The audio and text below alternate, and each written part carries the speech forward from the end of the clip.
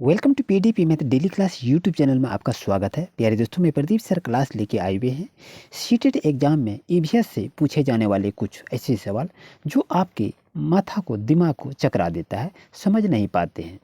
जैसा कि देख रहे हैं, यहाँ से क्वेश्चन आपसे दोस्तों पूछा जाएगा कि मधुमक्खियों के बारे में आप नीचे दिए कथनों पर विचार कीजिए। यहाँ पर आपके पास दोस्तों 4 ऑप्शन दिखाई दे रहा है और इसमें से आपको सही ऑप्शन को चुनना है और आपके पास इस तरह से ऑप्शन रहेगा कि आखिर कौन सा कथन आपको सही नज़र आ रहा है, ये आपसे पूछा जाएगा। फिर दोस्तों इसको कैसे छांटेंगे, आप भी वीडियो को रोकें और आप अपना प्रैक्टिस करें कि इसका सही आंसर क्या हो सकता है। तो प्यारे दोस्तों, जैसा कि देख रहे हैं कि प्रत्येक छाते में एक रानी मक्खियाँ होती है जो अंडे देती है। क्या ये सही है या गलत है? ये बिल्कुल आपका सही है, क्योंकि छाते में यदि रानी मक्खियाँ नहीं होगी तो वो अंडे नहीं देंगे, इसलिए ऑप्शन नंबर ए आपके लिए सही है। छाते में अधिकांश मक्खियाँ श्रमिक मक्खियाँ होती है। ये कह रहा है कि छाता जो होता है क्या उसमें अधिकतर श्रमिक मक्खियाँ होती है? तो ये आपका गलत है, इसमें अधिकतर श्रमिक मक्खियाँ नहीं होती है। अब इसमें से और देखें कि नर मक्खियाँ शहद के लिए फूलों का रस एकत्र करती है। क्या यह सही है या गलत है? इसमें से आपको देखना है। ये भी कथन आपके लिए बिल्कुल सही है और एक छाते में केवल कुछ नर मक्खियाँ होती है, ये आपसे पूछा गया है। तो क्या सही ये है? तो ये भी आपका ऑप्शन सही है। यानी कहने का मतलब ये है कि ऑप्शन नंबर बी की यदि बात करें तो ये क्वेश्चन ऑप्शन का क्या होगा। जैसा कि देख रहे हैं दोस्तों, प्रत्येक छाते में एक रानी मक्खियाँ होती है, तो ये ऑप्शन सही होगा। और बी नंबर ऑप्शन जो है, अधिकांश छाते में श्रमिक मक्खियाँ नहीं होती है, तो ऑप्शन नंबर बी आपके लिए गलत होगा। बाकी ए, सी और डी आपके लिए सही होगा। तो ए, सी, डी आपका कहाँ है? ऑप्शन को देखें तो आपका ए, सी, डी ऑप्शन नंबर ए आपके लिए सही है। ये क्वेश्चन आपके सीटेट एग्जाम में पूछे जाएंगे दोस्तों, याद रहे। जैसा कि नेक्स्ट क्वेश्चन को देखा जा रहा है कि निम्न में कौन सा कथन सही है। तो यहाँ पर देखिए आपके पास ऑप्शन कुछ है। मधुमक्खी के छाते में केवल एक रानी मक्खी होती है। मधुमक्खी के छाते में नर मधुमक्खियाँ नहीं रहती है और मधुमक्खियाँ लीची फूल को ज़्यादा पसंद करती हैं और मधुमक्खियाँ 3 प्रकार की होती है। तो ये आपसे पूछा गया है कि कौन सा कथन सही है मधुमक्खी के संदर्भ में।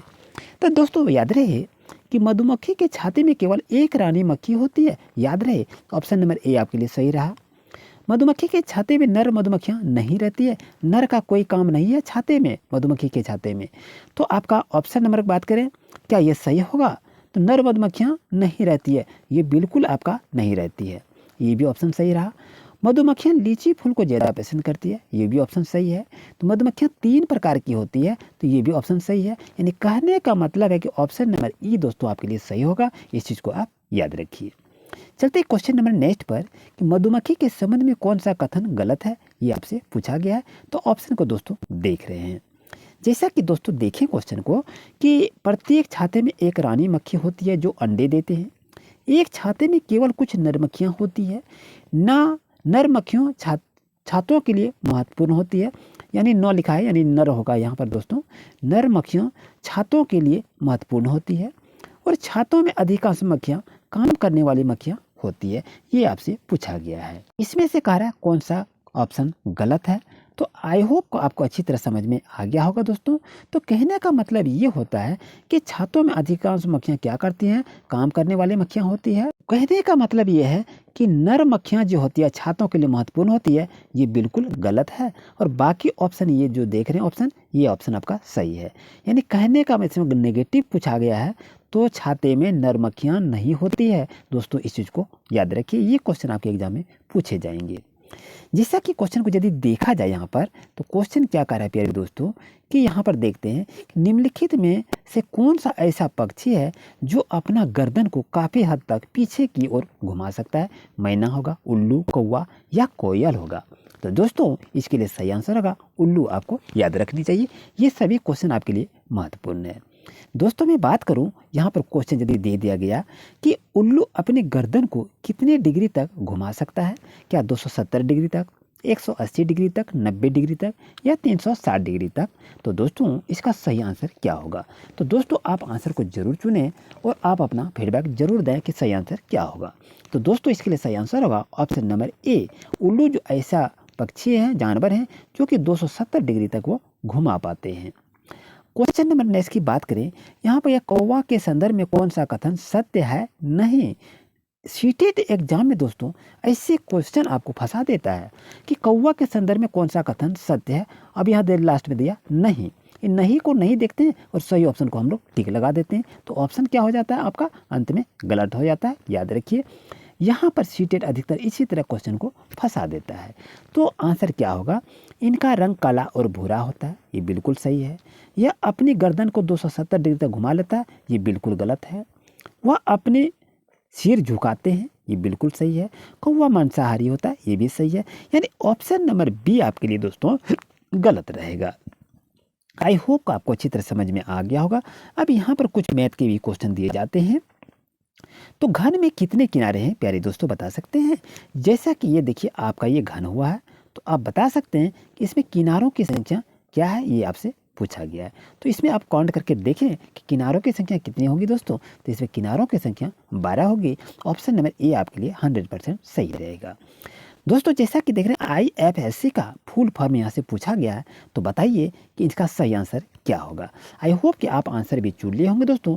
तो इसके लिए करेक्ट आंसर होगा आपका option number A, Indian financial system code E right answer, जो कि बैंक में आपके कोड दिए रहते हैं कि IFSC।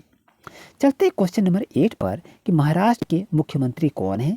तो आपके पास इस तरह से 4 ऑप्शन देखने को मिलेंगे। तो दोस्तों इसके लिए सही आंसर होगा option number C, Devendra Fadnavis is right answer.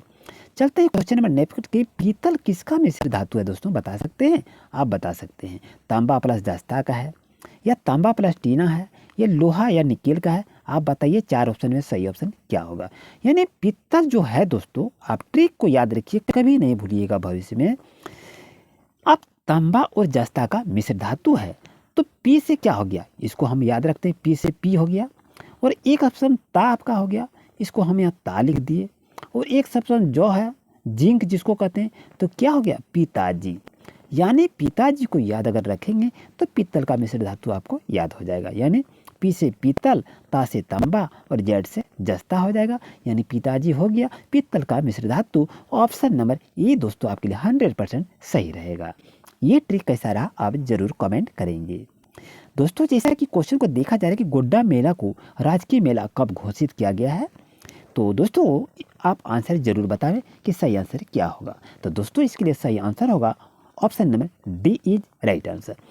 2022 में गोड्डा में जो मेला लगता है 26 जनवरी को, वो राजकीय मेला घोषित किया गया है। तो दोस्तों याद रहे कि वो दिन कौन सा था, वो मंथ कौन सा था। तो याद रहे आपका गोड्डा मेला को राजकीय मेला घोषित किया गया है 16 मार्च 2022 को। इस चीज़ को आप याद रहे।